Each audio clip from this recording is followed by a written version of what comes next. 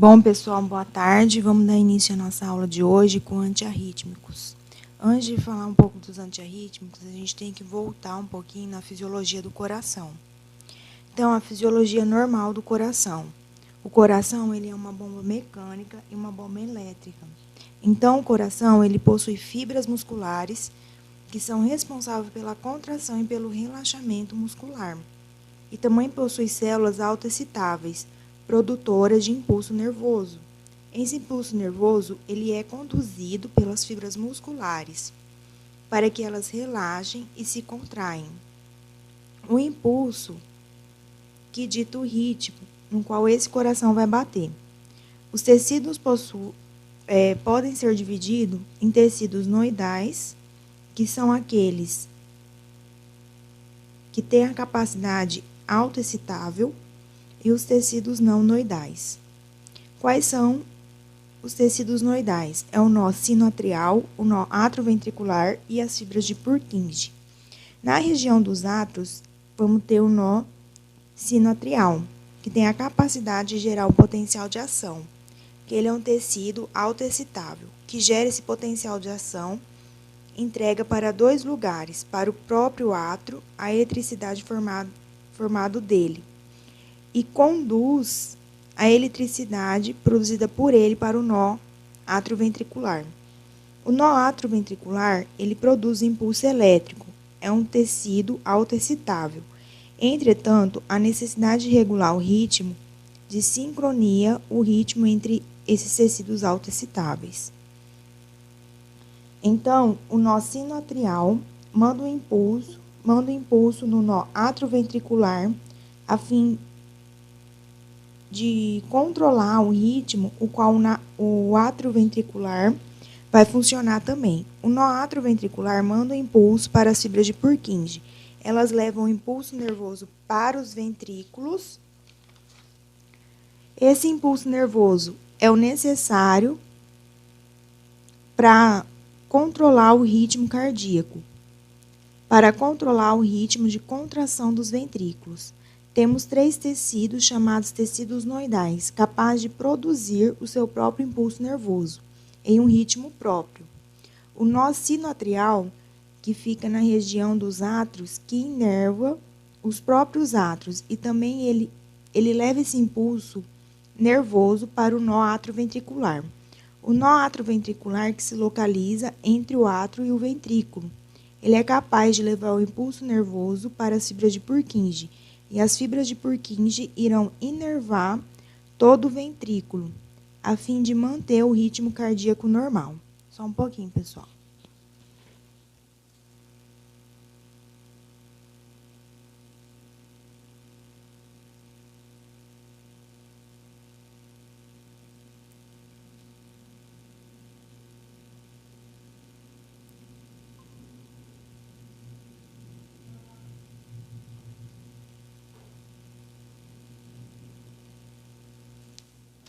Então, vamos continuar. A fisiologia do coração normal. Como que funcionam os tecidos noidais e os tecidos não noidais? Eles precisam funcionar no rítmico típico característico. O nó sinoatrial ele funciona numa frequência pré-definida, de 60 a 100 vezes por minuto. Ele manda um impulso nervoso para o nó atrioventricular. O nó atrioventricular, a frequência típica é de 50 a 60 vezes por minuto. Vai manter o impulso para as fibras de Purkinje, que trabalham em uma frequência entre 30 e 40 vezes por minuto. Isso significa que o nó sinoatrial e o tecido noidal mestre, que manda o impulso nervoso em uma frequência alta, para que o nó atrioventricular, em uma frequência um pouco menor, controla as fibras de Purkinje. E essas controlam os ventrículos, ou seja, existe um direcionamento do átrio para o ventrículo, de qual modo que o ventrículo se contrai e relaxa em uma velocidade maior do que o átrio, se contrai e relaxa em uma velocidade maior do que o ventrículo se contrai e se relaxa. Ou seja, há uma necessidade do fluxo sanguíneo sempre sair dos átrios para os ventrículos e dos ventrículos para toda a circulação sanguínea. É por essa razão que o fluxo sanguíneo segue sempre no mesmo sentido. Ele não tem retorno sanguíneo, porque tem uma diferença de frequência entre os tecidos atrial e ventricular. Isso garante, quando o átrio se contrai, o ventrículo passa mais tempo relaxado, recebendo sangue, para só então se contrair e enviar o sangue para todo o corpo. No nó sinoatrial, é produzido seu impulso nervoso, que manda o impulso nervoso que controla o sincronismo do nó atrioventricular. Esse, por sua vez, ele controla o impulso nervoso que é enviado para os ventrículos, tá? Por isso. Agora vamos falar do potencial de ação do coração normal, tá? Esses dois gráficos, eles vão mostrar o potencial de ação encontrado nos tecidos noidais e também nos tecidos não noidais, incluindo as fibras de Purkinje. No átrio, assim como nos ventrículos, as fibras de Purkinje, o impulso nervoso ele é gerado através de 5 fases. A primeira fase é a fase 4.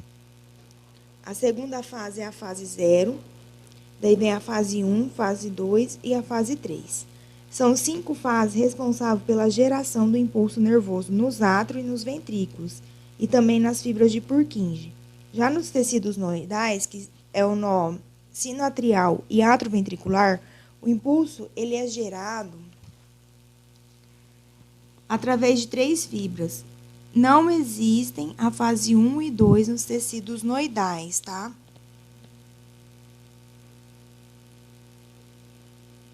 O potencial de ação do ventrículo é o mesmo potencial de ação que nos átrios.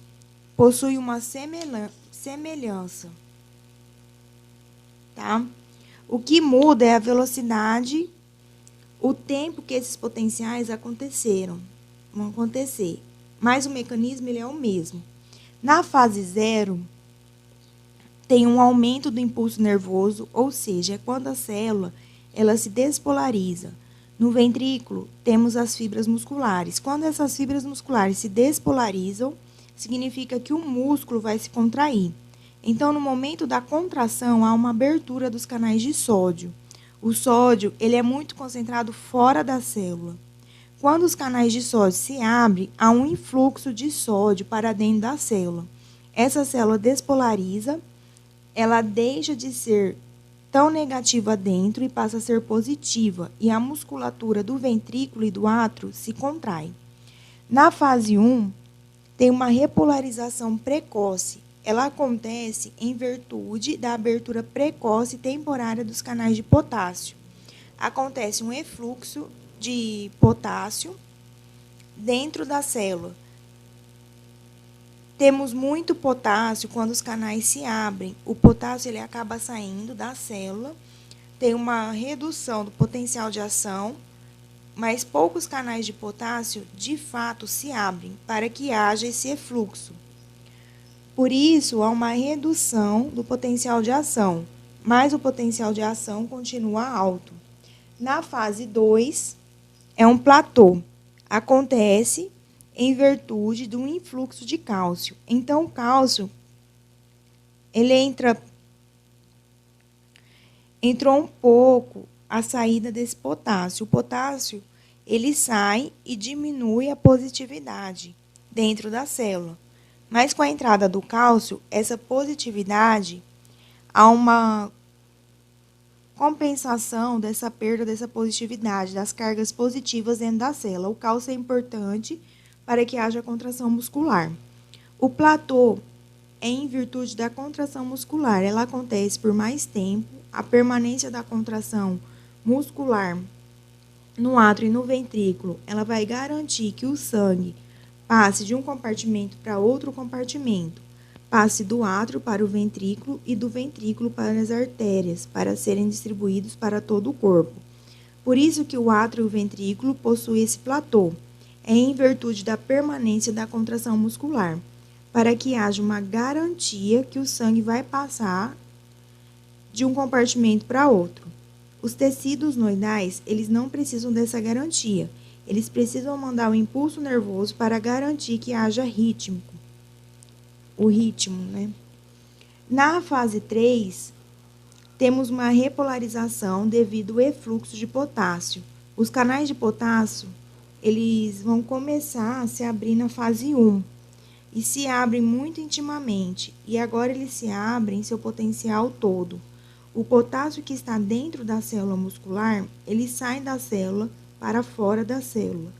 Toda a carga positiva também vai para fora da célula. E a célula dentro, ela volta a ser mais negativa do que positiva. Ou seja, a célula se repolariza, ela despolarizou quando abriu os canais de sódio. O sódio entrou e ela se repolarizou quando abriu os canais de potássio. Esse potássio que saiu da célula, a musculatura que antes estava contraída, agora ela se relaxa. Ela se relaxou com os íons em lugares opostos. A bomba de sódio e potássio gasta energia para reorganizar essa célula, para jogar o potássio para dentro e o sódio para fora, tá? Agora a gente vai ver a fase 4. Retorna para a fase 4, que é a restauração do potencial de ação, né, da membrana original. O nó sinoatrial, temos diferenciais, que é um tecido noidal. Ele não tem necessidade daquele platô onde a contração muscular vai permanecer por um tempo, para que haja a passagem de sangue de um compartimento para outro. Agora nós vamos falar do potencial de ação do nó sinoatrial. Temos 3 fases. O potencial de ação do nó sinoatrial acontece em 3 fases. A fase 4, ele tem uma inclinação. Essa inclinação acontece porque tem a abertura de diversos canais iônicos diferentes. Então, vai ter um influxo de sódio, entra sódio, a abertura dos canais de potássio sai dos canais de potássio e tem um influxo de cálcio. Isso garante a inclinação da curva e garante que há uma despolarização leve até atingir o linear da ação, até atingir o potencial de ação. Quando atinge o potencial de ação, há um comando que é a abertura dos canais de cálcio, o influxo desse cálcio. O cálcio que entrou na célula em pequena quantidade, na fase 4, agora ele entra em todo o seu esplendor. Ele garante que os neurotransmissores encontrados nos tecidos noidais sejam liberados com toda a intensidade, que o potencial de ação atinge o seu pico. Acontece uma despolarização da membrana imediata. Após a despolarização da membrana, há uma abertura dos canais de potássio. Isso garante um influxo de potássio e a membrana volta a ser repolarizada. Então, vai acontecer uma despolarização rápida, uma repolarização também muito rápida, sem intervalo. Isso acontece no nó sinoatrial e também no nó atrioventricular. O potencial de ação no coração normal. O nó sinoatrial, ele funciona em uma frequência mais alta, né? O potencial de ação do átrio, ele acontece em 5 fases. No atrioventricular, a frequência é menor. Então, aqui a gente tem o miocárdio, o endocárdio e epicárdio, que acontecem em 5 fases com frequência menores. Quando a gente une tudo esses potencial no gráfico, a gente observa um gráfico muito parecido com esse aqui de baixo, que é o gráfico observado no eletrocardiograma. O gráfico, ele é encontrado no eletrocardiograma. No eletrocardiograma, ele é o quê? Ele é o resultado da leitura da atividade elétrica cardíaca, representados pelos tecidos noidais e pelos tecidos não noidais. O período refratário, ele é o quê? Quando o átrio ele se contrai e se relaxa, quando o ventrículo se contrai e se relaxa, para que não tenha um desgaste cardíaco, há necessidade que o próximo impulso nervoso, que é levado um tempo para provocar uma nova contração atrial e uma nova contração ventricular e um relaxamento, esse intervalo entre eles de espera vai esperar um pouco entre dois batimentos cardíacos, que é chamado de período refratário. Então, é quando o coração, nesse intervalo, ele tem que esperar 2 batimentos. A despolarização e repolarização vista no eletrocardiograma. O início do gráfico é a resposta da contração atrial, que é a onda P. No final do gráfico, é a resposta da contração ventricular. Observamos 3 ondas, que é a onda P, o complexo, ou onda QRS e a onda T. Daí vamos ter os intervalos. Os intervalos é o espaço entre uma onda e um segmento, né? Porque você pode ver, o segmento é a linha reta. Aqui a gente tem um intervalo PQ, tem um intervalo QT e tem o segmento ST.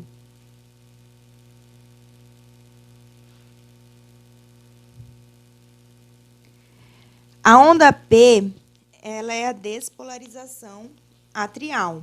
O complexo onda QRS é a despolarização ventricular.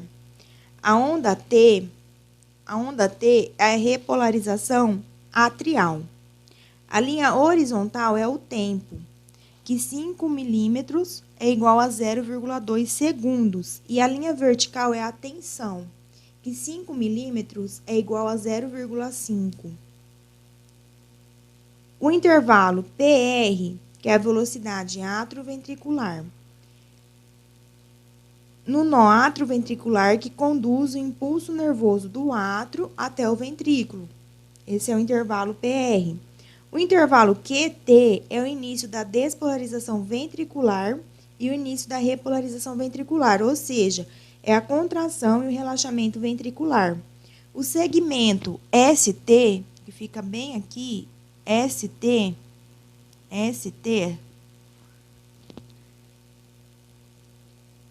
é o final da despolarização ventricular e o início da repolarização ventricular, o tempo que ele permanece contraído.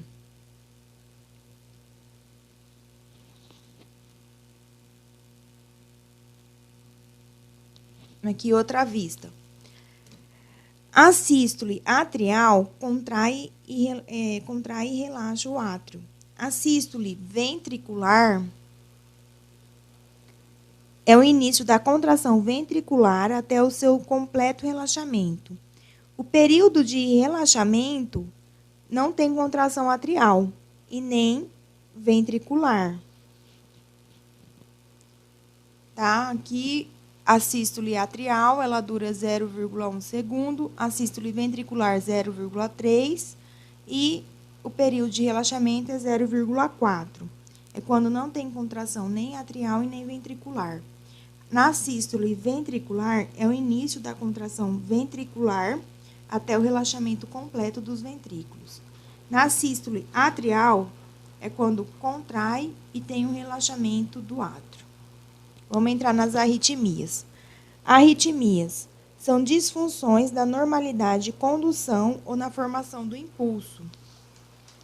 Na supraventricular, que existe acima dos ventrículos.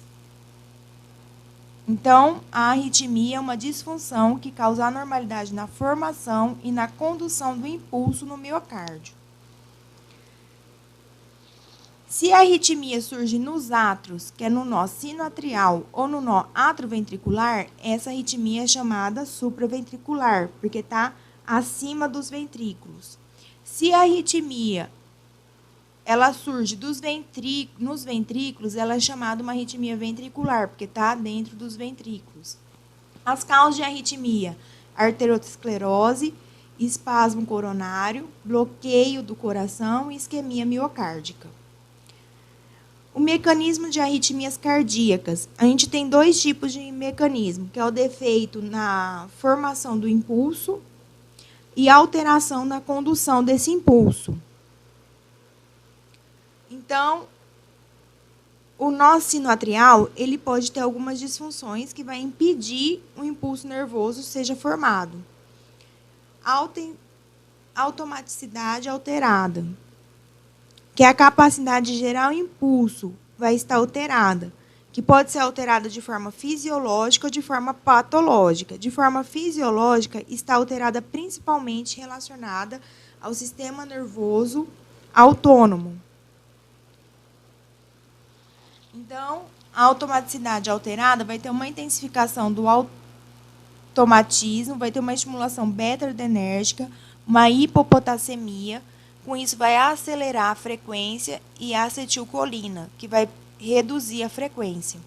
Vai ter um batimento ectópico, vai ter uma frequência das células marca-passo latente, que é maior do que no nosso sinoatrial. Nós vamos ter também uma lesão tecidual direta, que é o infarto do miocárdio. Essa atividade defragada. O potencial de ação normal, ele deflaga a despolarização anormais adicionais. Vai ter uma pós-despolarização precoce, que acontece antes da repolarização, e uma pós-despolarização tardia, que acontece depois dessa repolarização. A pós-despolarização precoce, a gente vai ter o quê? Os canais de cálcio vão se recuperar da inativação.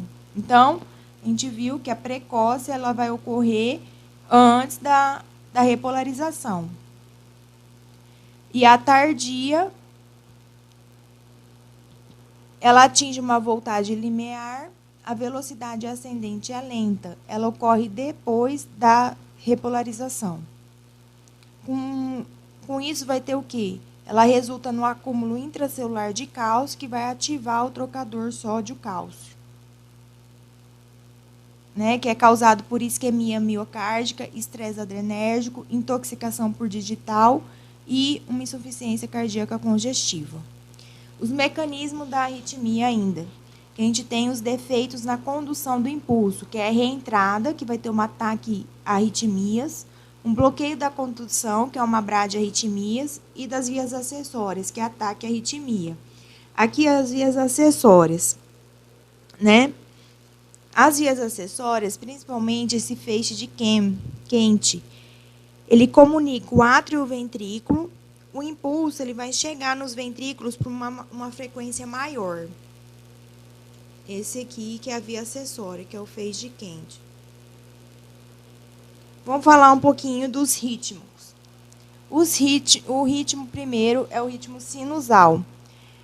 É a onda P, que ela precede cada QRS, o ritmo é regular, os intervalos são regulares entre o QRS, eles têm a mesma distância, a frequência é entre 60 e 100 batimentos. A gente tem ataque cardíaco sinusal, que a frequência está acima de 100, mas tem um ritmo regular também. A taquicardia sinusal, ela pode ter a fisiológica, a farmacológica e a patológica. A fisiológica é na infância, exercício, ansiedade, emoções. A farmacológica já é por café, fumo, álcool, atropina, adrenalina, beta-agonista. A patológica já vai ser por choque, infecções, anemia, hipertiroidismo e insuficiência cardíaca. Na bradicardia sinusal, a frequência cardíaca está abaixo de 60 batimentos por minuto. Ela também tem um ritmo regular.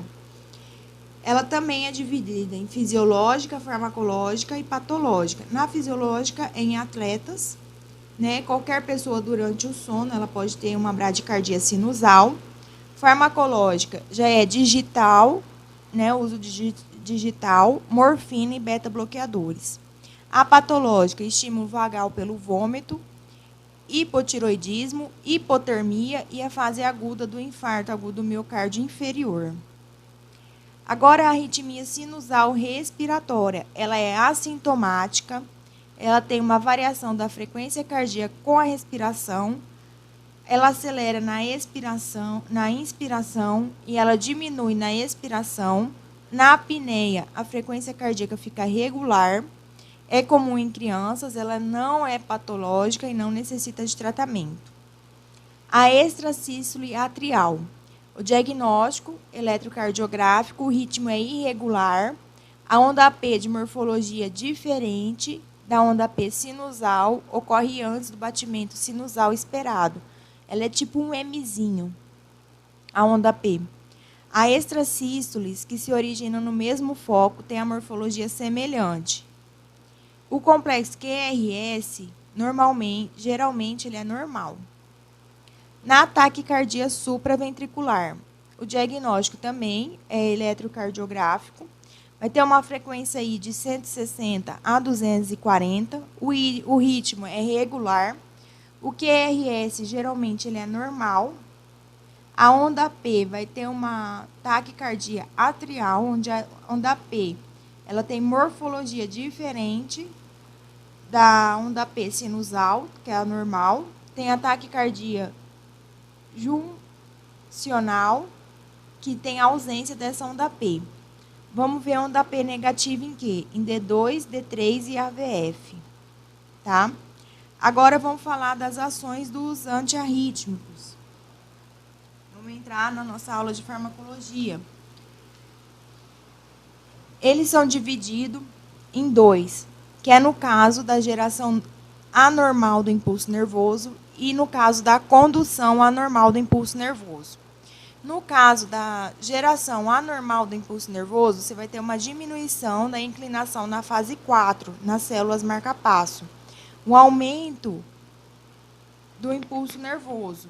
No caso da condução anormal desse impulso, vai ter uma diminuição da velocidade de condução e um aumento do período refratário. As células, elas não são reexcitadas, tá? Os antiarrítmicos, eles são divididos em 4 classes. A primeira classe, nós vamos ter os bloqueadores do canal de sódio. A segunda classe é os beta-bloqueadores. A terceira classe são os bloqueadores dos canais de potássio. A quarta classe são os bloqueadores dos canais de cálcio. A ação da primeira fase vai ter alteração na inclinação da fase 0. Você pode... o que você vai notar? Você pode abolir a taquicardia, arritmia, aliás, causada pelo circuito de reentrada.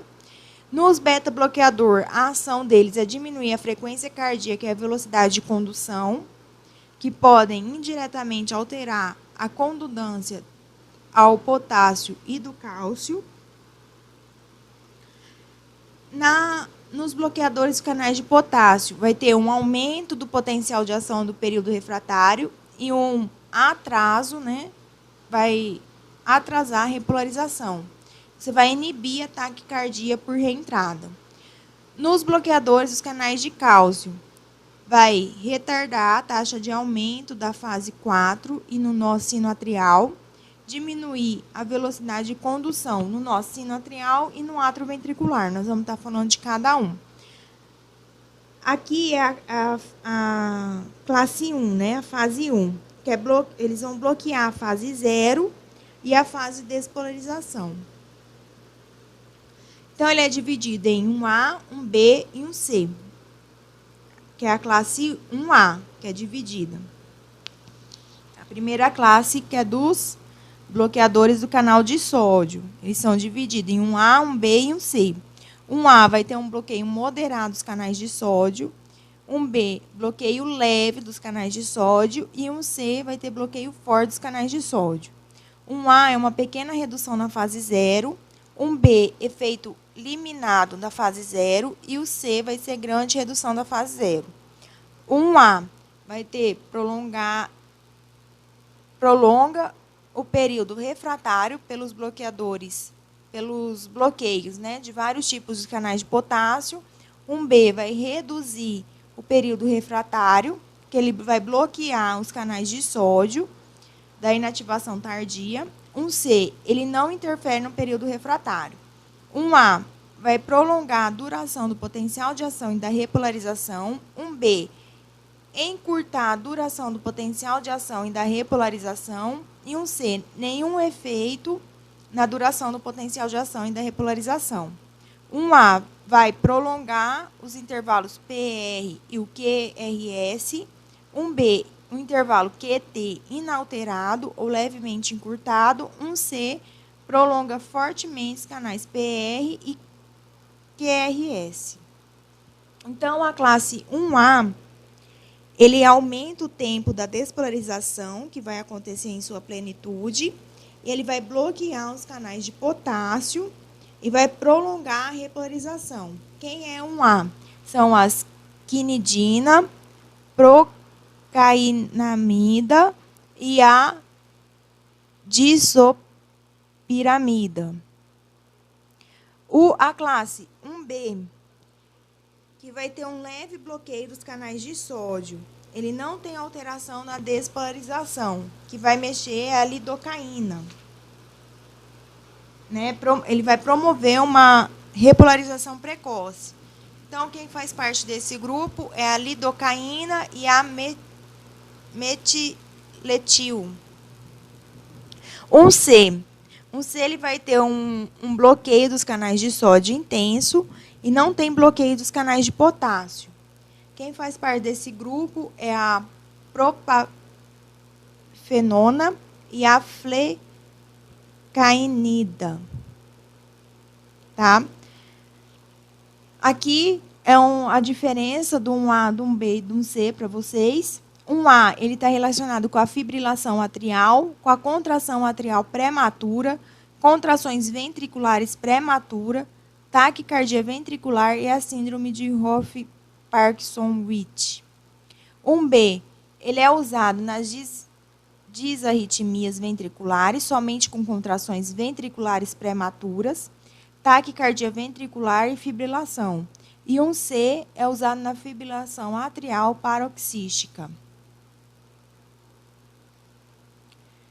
O que a gente vai encontrar no eletrocardiograma? Do 1A, vai estar aumentado o complexo QRS no intervalo QT. 1B vai estar diminuído o intervalo QT. E na classe 1C vai estar muito aumentado o complexo QRS. Então, comparação entre os antiarrítmicos da classe 1A, 1B e 1C quanto ao seu efeito nos canais de sódio e o período refratário. Os bloqueio dos canais de sódio, a mais eficácia é 1C, os fármacos de 1C. Quando tem um aumento do período refratário, mais proeminente é 1A, que vai atuar. Então, agora nós vamos estar falando da classe 2. A classe 2 é os beta-bloqueadores, que eles vão diminuir a frequência cardíaca e a velocidade de condução e podem indiretamente alterar a condução do potássio e do cálcio, tá? Então, eles vão agir aqui nessa fase. Eles agem na fase 4. Eles vão alterar a forma com que o sistema nervoso simpático ele estimula as fibras cardíacas. A seletividade de beta 1 e beta 2. Beta 1 ele é seletivo. No coração vai ter uma bradicardia, um inotropismo negativo, vai diminuir a força de contração. No pulmão, ele vai ter um broncoespasmo. E os efeitos periféricos, metabólicos e na circulação. Os não seletivos, eles são similar cardíacos, né? Os não seletivos, similar cardíacos, pulmonares e periféricos, eles são mais intensos. Aqui mostrando que no sino atrial é beta 1 que vai atuar, no átrio ventricular beta 1 também. Nas fibras de Purkinje é o beta 1 que vai atuar, atrial é o beta 1. Só uma relaçãozinha aí. As ações dos betas bloqueadores, que vocês vão ver, vai ter um inotropismo negativo, dromotropismo negativo. Só para dar uma olhada. A ação dos betas bloqueadores, então, eles vão diminuir a inclinação da fase 4 da despolarização. Eles vão causar um bloqueio da liberação adrenérgica.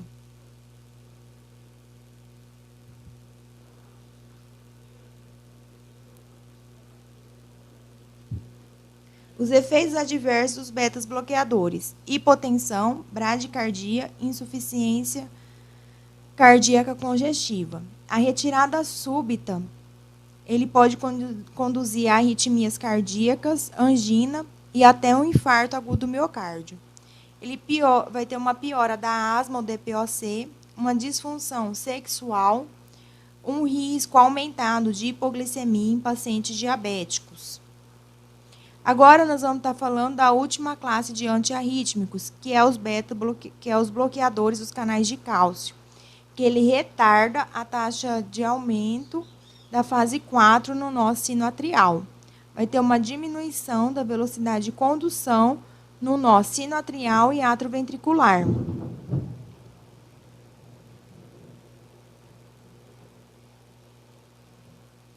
A fase 3, então, vai ter um bloqueio dos canais de potássio repolarizante, vai ter um equilíbrio recorrente do cálcio e do potássio. E vai ter uma repolarização prolongada. A classe 3, que é a amildarona, a classe 3 ela age na fase a fase 3 ela age na fase 3 da repolarização.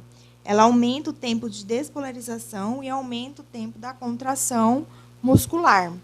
A indicação da amildarona é o quê? Extrasístole atrial ou ventricular em paciente com disfunção ventricular em beta 1, interrupção da taquicardia paroxística supraventricular, recorrência dessa taquicardia paroxística supraventricular, uma reversão da fibrilação atrial, vai ter uma manutenção do ritmo sinusal com doença estrutural, profilaxia morte súbita, após beta-bloqueador e IECA com arritmia ventricular, taquiarritmia ventricular não sustentada, mais chagas, mais uma disfunção ventricular.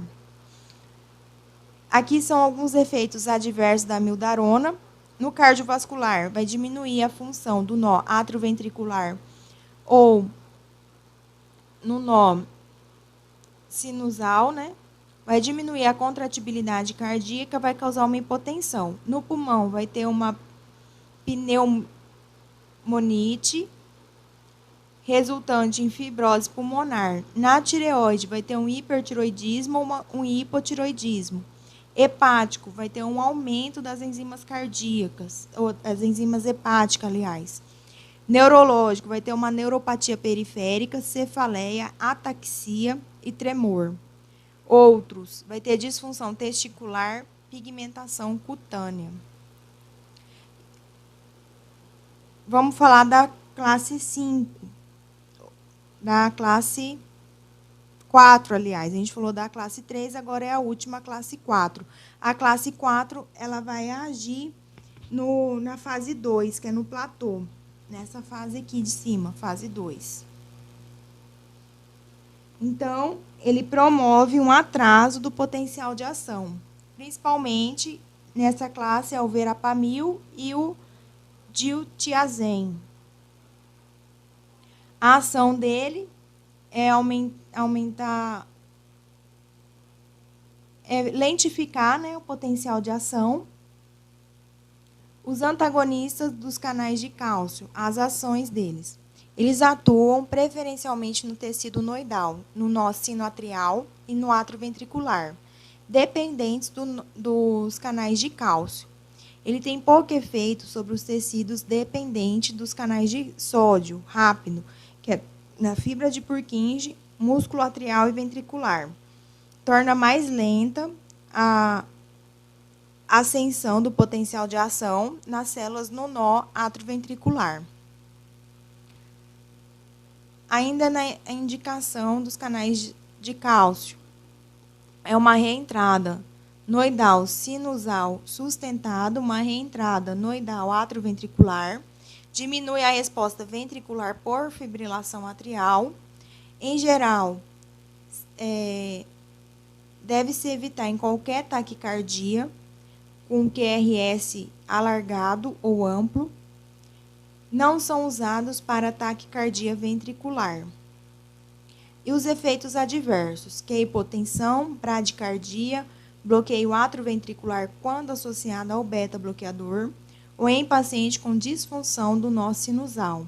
Deve ser evitada em pacientes com insuficiência cardíaca congestiva avançada. Aqui algumas propriedades dos antiarrítmicos.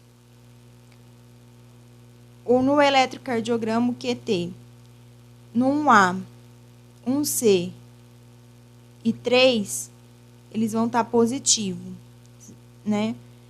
Mais ainda no 1A e no 3. Nós não vamos ter no 1B, no 2 e no 4. A velocidade de condução, ela não vai ter no 1B. Ela vai estar no 1B e no 3. Ela vai estar diminuída no 1A e no C.